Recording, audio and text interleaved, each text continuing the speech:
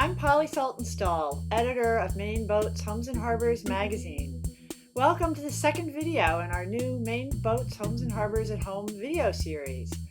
The Maine Seacoast Mission's flagship Sunbeam has been a physical and mental support line to island communities for years, but the iconic vessel needed a facelift. Enter the talented folks at Front Street Shipyard.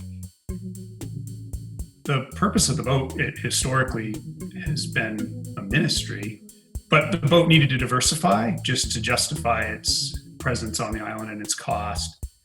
So the boat converted, it's now both a ministry and a health provider. And then we also have hospitality.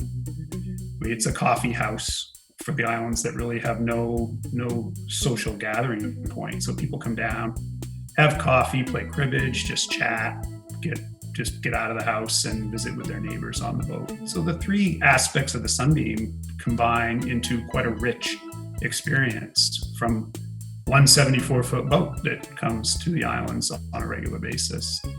The Sunbeam 5 was designed in 1994 and completed at Washburn Dowdy in East Boothbay. John Gilbert, the architect from Braintree, Massachusetts, a lot of his boats at that point had been offshore fishing vessels, and he didn't see any reason to change a design that worked well for the type of conditions that we have to rely on the Sunbeam for.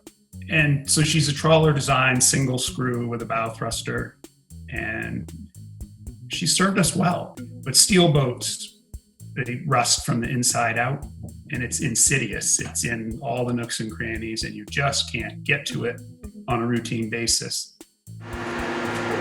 This is called blooming rust, and once this rust gets established, it eats away at the protective paint coating, and then it's just a downward spiral, and it will actually degrade the metal to the point of perforating the metal. We determined for about half the price of a new boat, we could refurbish the current boat. It was very important to us that the work be done at a Maine facility.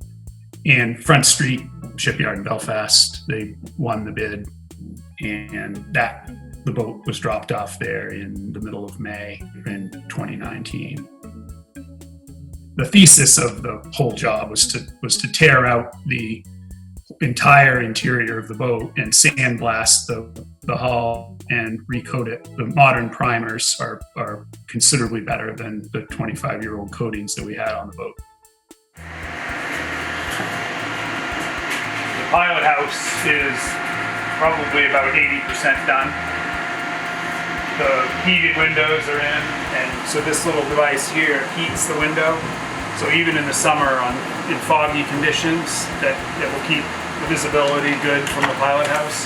That's one of my favorite upgrades that we're getting, especially from a navigational standpoint.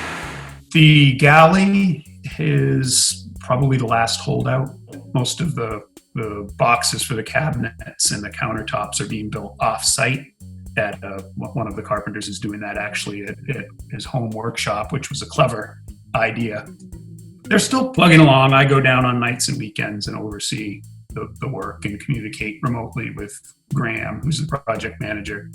If you go in the yard, there's everything from old, historic, varnished yachts to purse seiner, sardine. There's a bunch of fishing boats there now. And so they run the gamut, and that's benefited us enormously on the Sunbeam because we're neither a yacht nor a fishing boat. We're kind of an interesting in between. We have our new water jet machine, which hopefully will be arriving towards the end of August, which is going to add a lot of diversity to what we do now. And we'll go after businesses that are outside of marine related. They might be, more industrial work. And we've got a good partnership going on with Navitec and the various projects that they've been working with us on through the Office of Naval Research. So we're finishing up a 42-footer for them, and we're working on some other projects coming up. So that's a really fantastic thing to know that that's coming along, and it's a good relationship. We get along great with them. We have the set of plans that the architect provided and my oversight, but a lot of the success of the job has actually been small little tweaks along the way that have been recommendations of the carpenters and electricians and plumbers that have altered the plans subtly to adapt to our particular situation. And it's been a resounding success with that kind of seat of the pants suggestions that we're getting from them.